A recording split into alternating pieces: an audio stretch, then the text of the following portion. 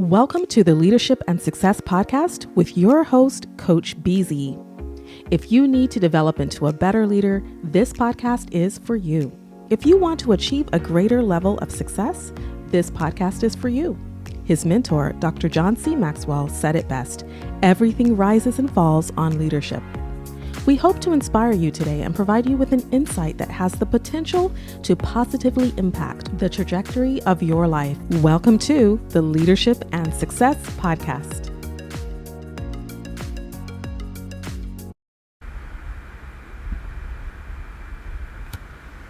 All right, everybody. Welcome to the Leadership and Success Podcast with Coach BZ, your host. And my guest today is Marcus Banks-Bey. And Marcus is an author, a leader, and a retired chaplain from the Army National Guard. Good to see you, Marcus. How are you doing today? I'm doing very well, and thank you for inviting me to your space. I really appreciate it. Outstanding. Yeah, I'm very, very excited to get to talk with you for a few minutes. If you can maybe tell us about your background, how you became a chaplain, and how you ended up writing this fantastic book you just wrote. Absolutely. Yeah. So I was inspired by my father, who had always wanted to be a Coast Guard officer. He was not drafted to Vietnam because he was the only son of his parents. But what he chose to do was become a civil officer and a firefighter. In gaining his rank as a lieutenant firefighter for the city of Cleveland, my inspiration kind of came through there. So without, should I say, the tales of the rough life of a youth trying to find himself, I figured out my path, and that was through should I say, the Army leadership opportunities in ROTC. So I actually did 3 years of ROTC between two different universities, and I ended up at Kent State University. And in my junior year, I actually didn't complete it. So it was a little bit of a dream deferred, though I had actually enlisted in between that time in the National Guard because I wanted to actually be a better officer. And so, so I finished my enlisted term along with my degree, my bachelor's degree in criminal justice. And so one of the reasons why I actually did not complete ROTC and a host of things within that deferred dream was because of my brother's death by suicide. And so, yeah, thank you. And so with any death, trauma experience, just sudden life change, there comes an adjustment. And so my adjustment experience was I went through that period, and it took quite some time in order for me to really find myself and figure that part of myself out.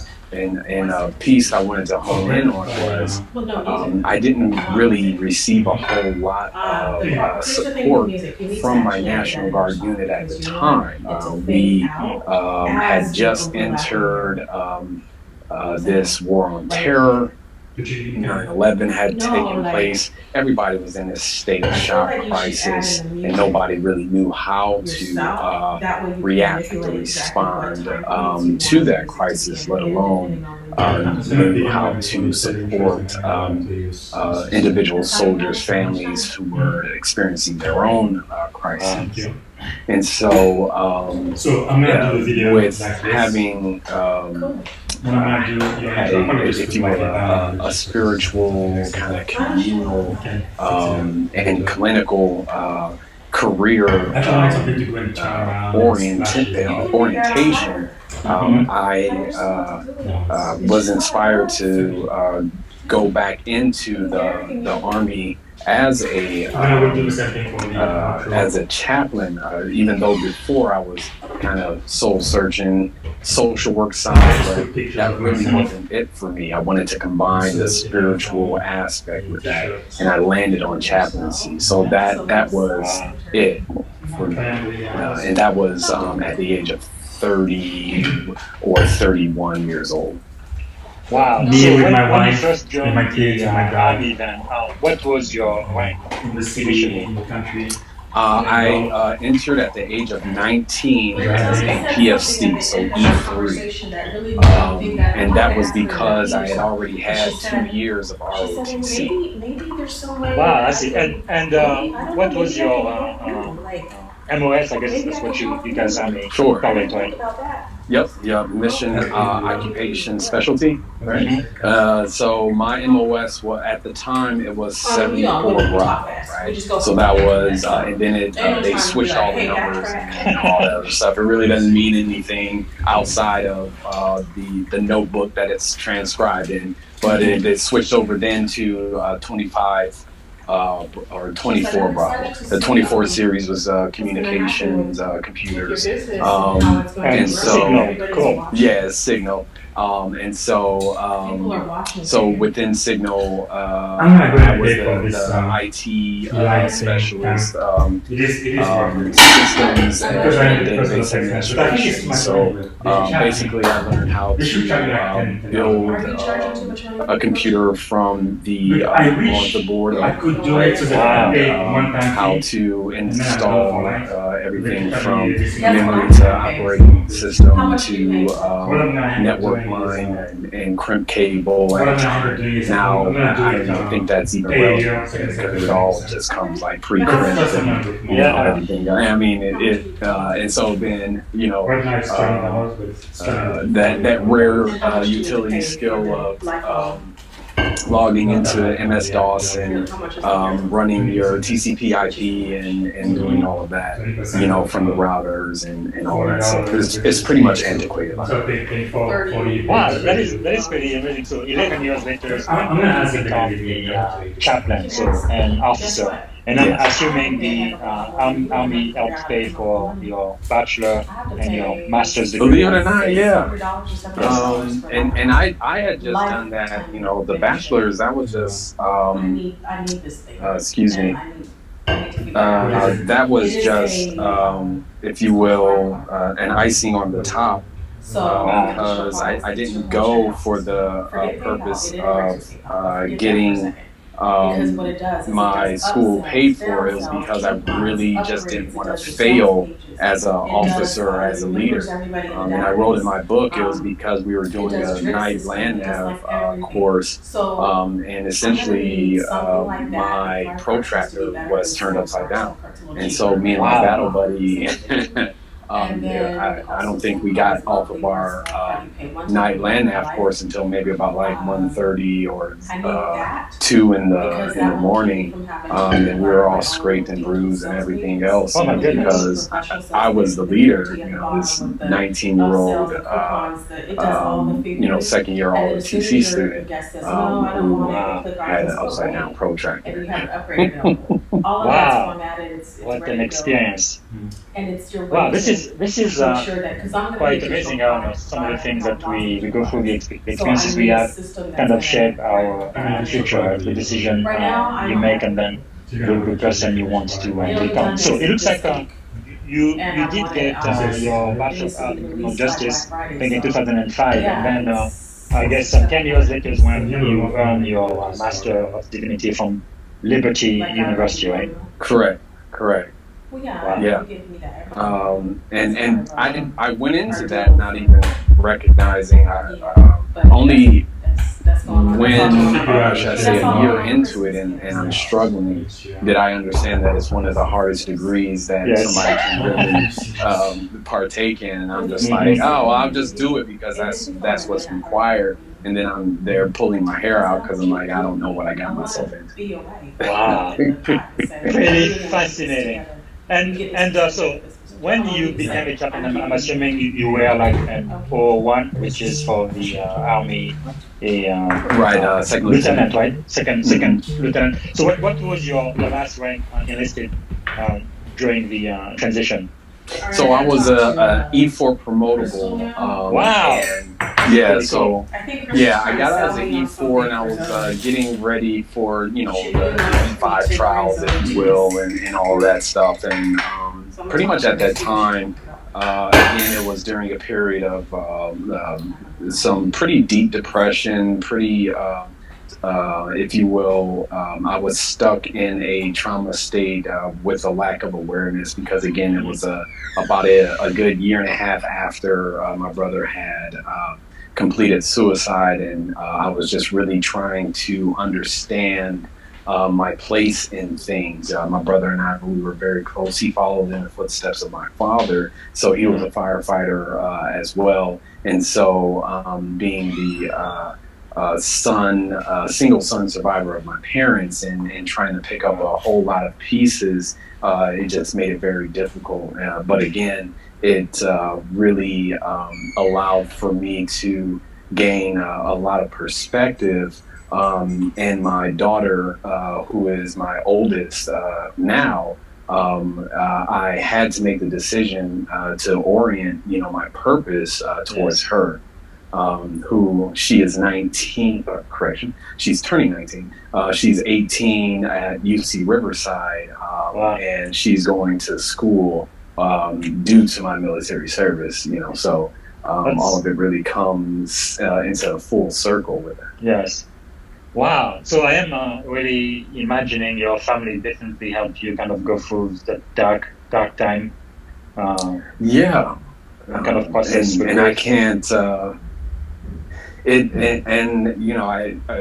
As we speak to this, the reason why I'm, if you will, transparent with it is because I found that not only is it healing to continue to share this story that I have, but it also, if you will, kind of gives others that permission to look into themselves and see a piece of their journey in my experience as well. Because though my experience has its dynamics, it's not in particularly unique because we all experience these areas of trials and grief and loss and difficulty.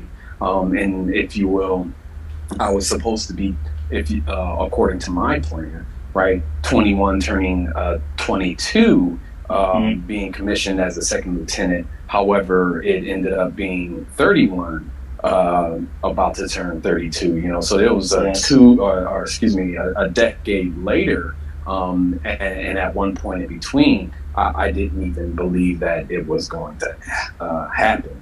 Wow, that's pretty amazing. Just the human resilience, right? And still going forward regardless of what life kind of throws right at you. Well, definitely, and being a chaplain, I'm sure you've helped a lot of people kind of go through their own grief and giving them spiritual guidance as well. I know me, as a sailor, the very first time I saw someone commit suicide, I was on board the USS Essex, and this one sailor, he was enlisted, I think, in E5, and if news got to him that his girlfriend or his wife decided to get a divorce or break up, cheat on him, or whatever the case was, and he just felt like he didn't have any hope, didn't want to live any longer. So he pretty much jumped off overboard, right, from the career there, and it was really, really, really terrible. I will never forget that, and definitely and rarely discussed. Should I say, as you've brought it up, I can't imagine that was the first time that's ever happened. Though it's the first time out of, if you will, a leader's mouth that it's happened in front of their eyes, right? Yes. So thank you for bringing that to light, and I can't imagine what that did to you at that time. Yes, and I think no, all of the chaplain we have on board ships, they pretty much got really busy for the next week or so, because no, that said, I think is when people commit suicide, and it is really sad that the military, those who are retired, all of the veteran, right? There is a higher percentage of us going through mental sickness and committing suicide than the general population. Like as far as last year, the latest statistic I had, it was like what, every 21 minutes a veteran pretty much ends their life, which Yeah, is somewhere around just there. incredible. I mean, this is not right. We really had every reason to live for. So that's definitely a very serious issue, and hopefully we are making some progress, because definitely, no, life is worth living. Which brings me to your book, Absolutely. Dig Deep, right? Psycho-spiritual handbook of befriending your best self through the 5x5 side-by-side guide. Can you tell us more about the five Yes, by sir. side method? Yes. So, I developed this through my own process of trying to figure out purpose by name. Because in many ways, we wake up, we engage life, we get things done, we wake, eat, sleep, repeat. And Yes. we do this constantly, and then it becomes just like this unconscious habit, if you will. Mm-hmm. But I wanted to bring it to my consciousness, and by there I started to research, and a piece of it was this neuropsychology aspect, how to uh, and also I entered into my doctorate of clinical psychology Mm-hmm. during the time of my deployment. So that has a lot to do with it as well. And so this 5x5 side by side method was basically how, according to neuropsychology, we help ourselves fully actuate, if we're going to talk about Maslow's hierarchy of Mm-hmm. needs, if we're going to talk about meeting our basic needs, and then of course getting to this place where we are beyond just simply being comfortable, and then we Right. are living for a purpose. We're able to reflect upon our lives. We're able to should I say engage in this idea of introspection, and if we step beyond just simply introspection and comfort, we ask ourselves, what's more important than Mm-hmm. just trying to eat, clothe ourselves, get love, right?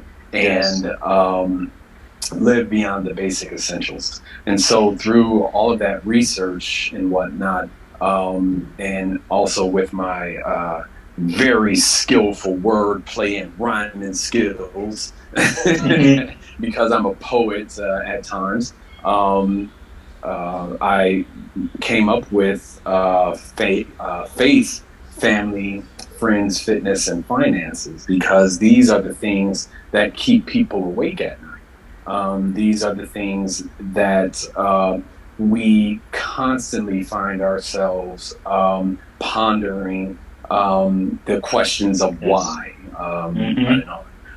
what it is that we are living for, the things that we are working to sustain in our lives, those things which send us into crisis moments, right? Yes. A crisis of faith, a crisis of losing our family relationships, our most important friend relationships, Mm-hmm. our fitness overall, when we're talking about our spiritual, our mental health, our physical health. And then, of Yes. course, I went through my Series 6 certificate training, license, insurance producer, and all this other stuff. So I Mm-hmm. understand if you will, the fundamentals of finances, and also when someone loses their financial foundation, or if you're just simply trying to survive the basic.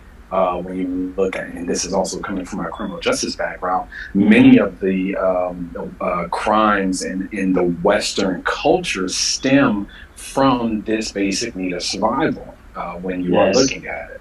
All right. So again, faith, family, friends, fitness, and finances is really what's driving human behavior. And so when it comes down to it, if we are going to, should I say, work on our purpose, then we go into purpose planning, patience, and persistent perseverance. And so this is the 5x5 side-by-side guide. And that's how it came about.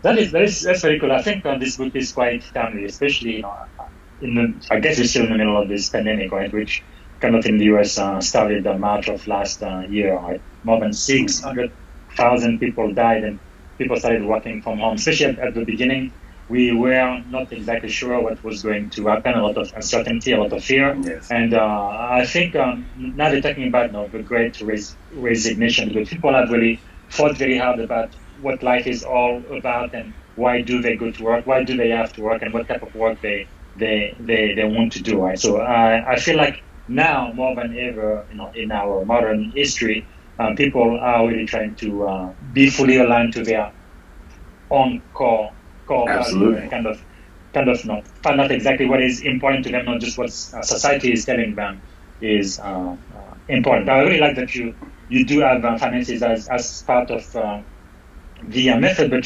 really it's a lot about relationship there, talking about faith, maybe relationship with God, friends, family, fitness, and then finances as well. So it's really a comprehensive system. Yes, and as you bring it up, it's the funny part about it, or should I say, the laughing matter within it is, as I presented this to my daughter, and it was an instance where I'm, as we all are, we're trying to be the best parents that we can be, and take the best that our parents provided us with, and tweak it and make it better. And so in letting her drive our very expensive SUV that no longer is in our care because it got stolen after letting her drive our very expensive SUV. It's okay. It's since been replaced. I said, you know what? In order for you to get your driving privileges back again, you're going to have to read this book. And so she's like, oh, okay. And then she's like, well, Dad, the book is actually pretty good. I thought it was just going to be about, loving your family and, saving your money and stuff like that. And I'm like, oh, well, I'm glad that it's not just, this bare bones basic, reading rainbow type of book to you, and so the cover really, you can't judge the book by it because a great, should I say, if you go into the references, you will see that a great deal of research and time and, if you will, intent has gone into developing this book, because I purposefully, if you will, sifted through the jargon and really tried to bring a common language to the reader, so that anyone who opens the book would be able to understand it, and if not go over or under anyone's head, So I've been told that in some cases it's very enlightening. In some cases it's very visceral. Some people have had to put it down or skip a chapter because it's just like, hey, that's a little too heavy. Too much. Yes. Yeah. So wanted to mention that based on what you had just said. Yeah, thanks so much, Marcus. I know when I read chapter 7 days ago, I think it is yours, says how precious is each moment. Each moment combined creates a lifetime. That's quite profound. And again, after going through this pandemic, I think this makes too much sense, right? Your life is really each moment you have, and kind of know what are you contributing to it, and then also what are you getting out of it, right? Is it really worth it? So for all of the people listening to us now, they can go to your website to purchase your book. And what is the website? Yes, my website is my name, Marcus Banks-Bey, BANKSBEY .com. You'll see pictures of me, my family, the book, and just everything that I live for. A little bit of my identity and authenticity. And I encourage everybody to kind of live within theirs, right? Because as I say in the book, you were born to be yourself, right? You weren't born to be anybody else. You can also go to my publisher's website, Brand & Stone, brand and the letter N, stone.com. And that's Deborah Harris. She's a great publisher, a good friend of mine. And she's the one that's really helped me out and kind of helped me get that book cover along with the graphic designer and getting that. We came with that cover design just as it overlapping, and everything else I think is going to go down in history about it. But anyways, brandandstone.com, and then of course it helps to buy it directly from the website right now because we're not sharing in the distribution and all that other stuff. The PDF that is available on the website, you can integrate that into your Kindle, and then if you purchase the EPUB version, that's going to go directly into your Apple Books. And within the next several weeks, the versions are going to become available on all of your big sites, such as should I say Amazon, Kindle, Nook, and Apple Books, and everything else. So outstanding. Yeah. So what is really one of the main messages you would like the reader of your book to come out with after they've read all, I think it's 7 chapters? What do you want them to? You know what? The most to get out of this book is really how you are born with purpose, whether you have been able to recognize that or not. That your purpose is to continue to persevere. That life is not life without its struggles. It can't be helped. It can't be avoided. Many of us would like to believe that the reason why we hit barriers or obstacles or things of that sort is because we're deserving of it, and that's just not true. Those are false beliefs. We don't get into a car crash because of someone that we cursed out earlier or some other type of wrongdoing. It's just a matter of timing and unfortunate events. And then sometimes a break in a certain area means that particular area has to get stronger, just like when a butterfly has to break out of its chrysalis. It has to do that in order to be able to be strong enough to fly. So this is just the realities of life. I know that it's going to push against our belief systems and everything that we've been taught to, if you will, incorporate into our persons and our personalities. But again, if we look at ourselves compared to how long humanity has been on this planet, you're talking about 120 years at max compared to a couple of million. So we have to give ourselves some time to really understand what living in life is all about. No, that is really great. I couldn't agree more. I think it was Mark Twain who says the 2 most important days in your life are the day you were born and then the day you found out why. So everybody really needs to figure out what is their purpose. Now, three quick questions to end this. One is, what is the greatest lesson you have learned? The greatest lesson that I've learned is that I was never born to know it all. I was here to share in this collective, and that individuality is really just an illusion, because the human experience is just that. It's a conscious collectivism. And then once we really understand that we were placed on within this existence for a collective purpose, then we really get to see how we can unify. Wow, that's pretty deep. Coming from a chaplain, I get it. Wonderful. Okay, so what are you learning now? I'm learning now that that growth doesn't stop. That we essentially limit ourselves, but that our Creator, regardless of how we define it to be, has never been limited. Just in the same respect that every piece of water, whether it be within gas or mist or liquid form or however, is all connected.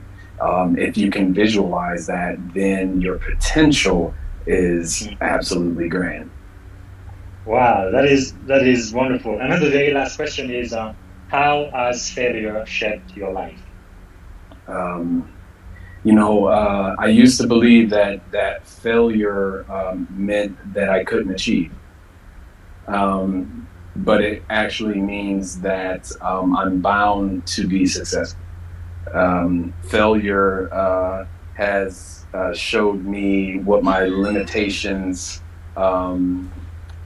used to be, but most importantly, one thing that I've learned is that I'm just gonna stop trying to do math and calculus and all that other stuff, because I'm just like, that's just not what I'm good at. It's okay not to be good at some stuff. Yes. It doesn't mean that you failed. It just means that maybe you're not built for it, right? But it doesn't mean that you're not a genius in many other areas. I found that I am a genius, and you can. It doesn't mean that you can't try, but it might mean that you can take that attention, that drive, and that focus, and put it into some other areas and excel far greater and much quicker. Wow, that is quite a great lesson, right? Like, even if you look at a fish in the wrong environment, it looks pretty dumb, can't do anything. And once you put the fish in water, you see it's genius. So there is something in you that you and only you can do, and you do so well. And that's really, you really need to build on your strength. I really love it. Thank you so much, Marcus, for your time. Really, thank you. That. And again, everyone, if you want to purchase the book, Dig Deep, I highly encourage that you do. Banks-Bey.com. You can purchase the ebook version or the print version. And thanks again for giving us your time today. Any last word before we hang up, Marcus? No, you know what? I appreciate, when I have these conversations with individuals like yourself, it's very humbling, it's very insightful. And anytime you want to have me back on, just let me know, and I'd be delighted. Outstanding. Thank you so much. Thank you, sir. Thank you for listening to the Leadership and Success Podcast with your host, Coach BZ. If you like what you heard, please subscribe to our channels and come back for more wisdom nuggets on how you may develop into a better leader and achieve greater levels of success. Leadership is the most critical skill. The world will always need leaders to lead others, deploy the next disruptive technology, or execute a business strategy. You may as well decide on counting yourself among the 21st century leaders. See you right here next time on the Leadership and Success Podcast with Coach BZ.